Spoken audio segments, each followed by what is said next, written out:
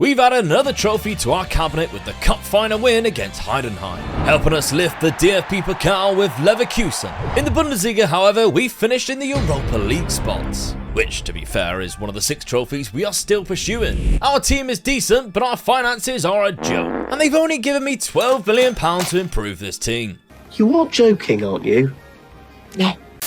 I have no idea who is going to be able to stop Bayern's dominance. The Champions League was won by Manchester United, who beat Real Madrid in the final. Speaking of the Champions League, multiple players now want to leave because we don't have it this year. Where's your ambition, lads? We are playing Thursday nights this season for the one and only Europa League. Although Chelsea, who of course need a manager, wanted us back, bless them. Krupi has a fairly low release clause, but no interest in signing a new deal, so that's perfect. I spent all my money though on one player, simply couldn't resist picking up Pablo Torre for less than £12 million, because 1, he is a great player, and 2, Florian Wirtz is adamant he wants to leave. I obviously don't want him to, but we agreed that £85 million would be the number I would accept the bid for. Our first game of the season is the Super Cup against champions Bayern Munich, and our squad is very small and we already are missing Krupi with a 3-week injury. I don't believe it though, we actually took the lead. Maybe this is it. Maybe this is our season that we overcome Bayern Munich and win the Bundesliga.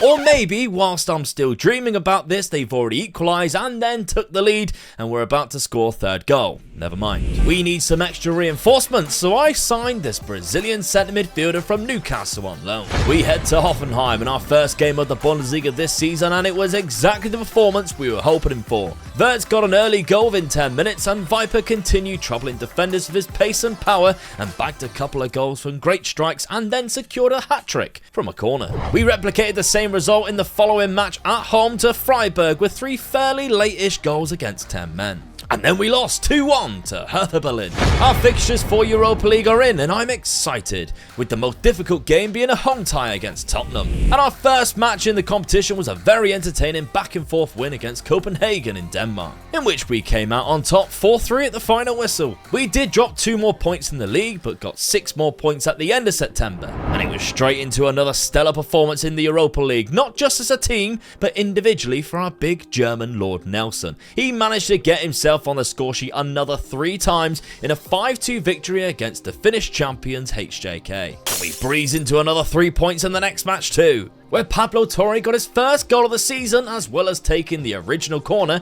and finding himself in a great shooting position. Returning to the Bundesliga, and Krupi is back in full force after his injury, picking up 2 goals against Schalke in this 2-0 win. The rest of the month was less impressive though, with a draw and a loss in the league, but we did beat Frankfurt in the 2nd round of the Cup. But don't go leaving me now, we've got Spurs and Leipzig in a double-header. But just before that, we head to Stuttgart, and Krupi scored 2 more goals. The Europa League then on against Spurs at 0-0, Tyrell Malacia managed to pick up a 2nd yellow card, reducing us down to 10 men. But this game only had 1 goal in it, and that was scored by Leverkusen midfielder Rieder. On to the Bundesliga match against Leipzig, and Viper gives us the lead on the 45th minute. But Leipzig got a penalty and levelled the score at 1-1. But with just 2 minutes to go, the former Leipzig player Nelson Viper banged in a 2nd and secured a win and 3 points. A trip to Belgrade in the Europa League against Red Star, the former European champions of course, but Junior Krupi was still on his hot streak of goals, and he bagged himself another hat-trick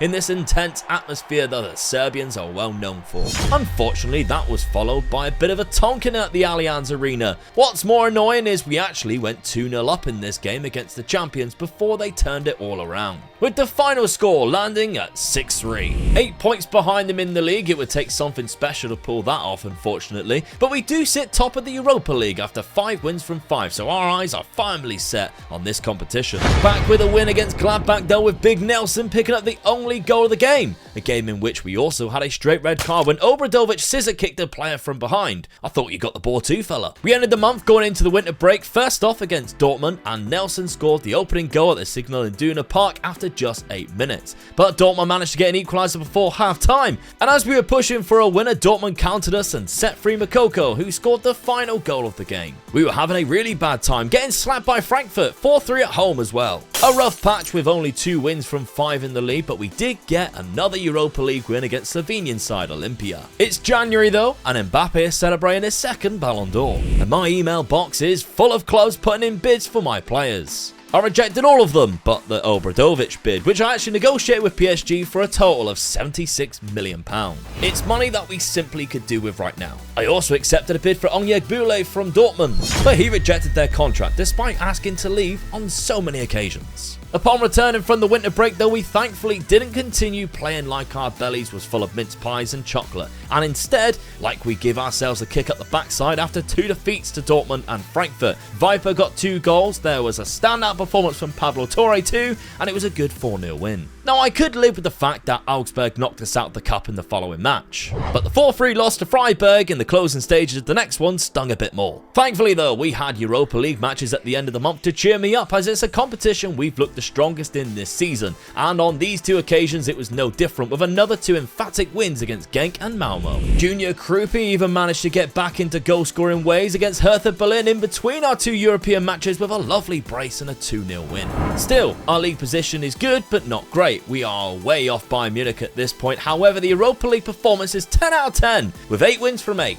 After the sale of Obradovic as well, I brought in a replacement who caught my eye pre-season in Luis Rodriguez at Monaco. Obviously we had no money back then, but an exceptional defender from Portugal. I got the deal done in January and paid half the price of Obradovic's transfer. February was a beautiful month for us, 5 wins all in the league against some tricky sides with everyone playing their part. The draw for the Europa League also took place and we were given Spurs, who, remember, we had already beaten earlier this season, which happens very soon. It was also at this point my mind started to think about other jobs with us not getting any closer to Bayern Munich in the league, and some interesting jobs popping up at Lyon and Atletico Madrid. I could even apply for one and ask to take over at the end of the season, or would that just be a bad idea? Atletico were also still in the Europa League too, so that one really did make me curious. But upon studying their squad, they have a lot of players in their mid to late 30s, and they have first-team players including Ricci and João Felix, who are out injured for multiple weeks.